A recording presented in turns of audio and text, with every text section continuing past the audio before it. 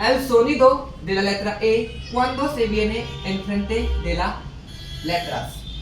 The sound of the letter A when it's come in front of the letter. ए की ध्वनि जब वह अन्य वर्णों के आगे आती है.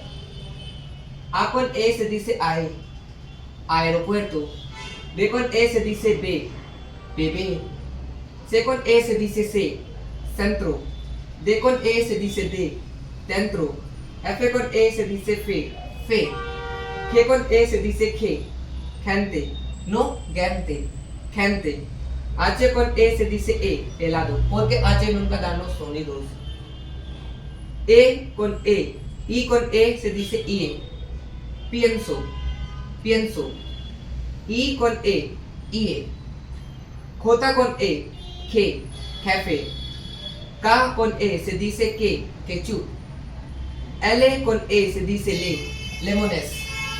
M con E se dice me, mesa. N con E se dice ne, negativamente. P con E se dice P, pelota. U con E no existe. R con E se dice re, regla. S con E se dice se, seca. T con E se dice te, teatro. U con E, ue, puedo, puedo. V con E se dice ve o ve. Ambos son correctos. Vemos o vemos. X con E se dice she. Por ejemplo, xenofobia, xenofobia. W con E se dice ve o ve, ve. Y Z con E no existe.